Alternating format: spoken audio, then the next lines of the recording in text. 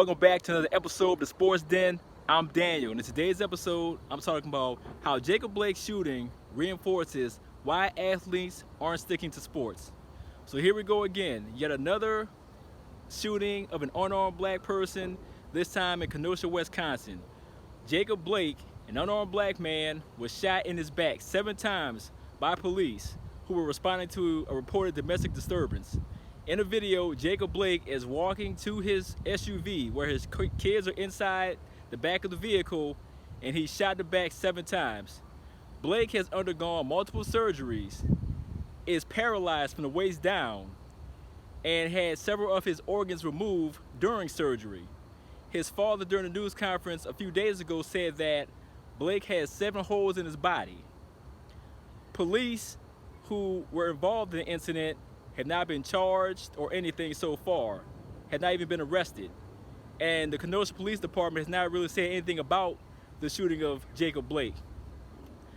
Several protests have been held in the aftermath of Blake's shooting, including one last night in Kenosha, Wisconsin that turned violent.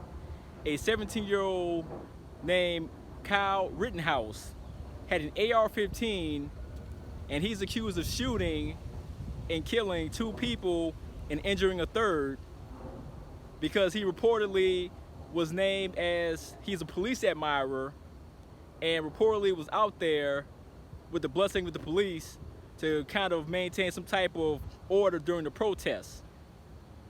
Rittenhouse in the video not only shot multiple people or shot at multiple people in addition to the 2 people that he killed and the 3rd he injured, but he's seen in the video walking down the street with an AR-15 in his hands, with his hands in the air, and police and vehicles drive right by him. He's not arrested. Rittenhouse isn't arrested until he is back home in Illinois, which is not far from where Kenosha, Wisconsin is, where he lives in Illinois. He was finally arrested. So fast forward to yesterday, the Milwaukee Bucks staged a boycott of their playoff game against the Orlando Magic in the bubble. The Milwaukee Bucks, in response to Jacob Blake's shooting, decided not to play their playoff game against the Orlando Magic. They boycotted their game, and their boycott was also followed by other boycotts by the Houston Rockets and Oklahoma City Thunder for their game, and the Portland Trail Blazers and Los Angeles Lakers. All 3 of these games that were scheduled to be played yesterday were all postponed as players joined in unison to boycott the shooting of Jacob Blake. We also saw the Detroit Lions cancel their practice the other day, and they all stood out front of the training facility, all voicing their anger and frustration with the shooting of Jacob Blake. We also, in Major League Baseball, saw the Milwaukee Brewers and several other Major League teams boycott their games and cancel their games in response to the senseless shooting of Jacob Blake. This just reinforces why athletes should not just stick to sports and why they're using their platform to speak out against these atrocities, not only committed against Jacob Blake, but others like George Floyd, Breonna Taylor, Eric Garner, Ahmaud Arbery, and others. Sure, some people out there may say that, well, these are multi-million-dollar athletes, why should they care? They make millions of dollars, it doesn't affect them. That's not the case at all, because at the end of the day, many of these multi-million-dollar athletes are black. And when they take off that jersey and that helmet and go back into society, the police and others view them as black people first, regardless of their socioeconomic status. They're still black. And in too many of these cases, the skin color of people that look like me has been the target, and it's been a justification for police to essentially shoot and kill black people and people of color in this country. If you think that this doesn't affect athletes, I'm going to bring up the name of Sterling Brown. Sterling Brown plays for Milwaukee Bucks. Back in 2018, Sterling Brown was going into a convenience store. He parked his vehicle across 2 handicapped parking spots. When Brown came out the convenience store, he was confronted by police officers.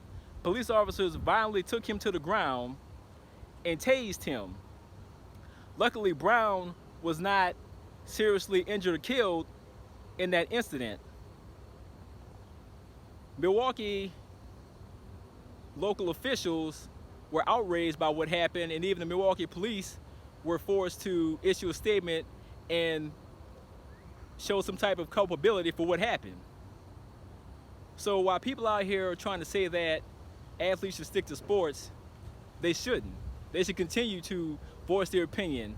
They should continue to boycott games, because at the end of the day, these athletes realize they are speaking for people within their community who may not have a voice. They realize the power that they have, and they exercised that yesterday, and I'll be interested to see what other athletes and other professional sports do going forward. I applaud the NBA, the Milwaukee Bucks, and all the other teams for the stance that they took. I also applaud Major League Baseball for those teams that boycotted their games yesterday for the stance that they took. Because this is the only way things will get done in this country. We'll see real change. We'll see change for police reform and social justice and all the other things that black people and people of color have been fighting for decades in this country. And we will no longer be ignored. So I want to hear from you guys out there. Do you like the fact that athletes are using their platforms to speak out against social injustice? Or do you think they should stick to sports? As always, I value your commentary. Leave your comments below. We'll do it again. And please hit the subscribe button to see more content like this. We'll do it again next time, and I'm out.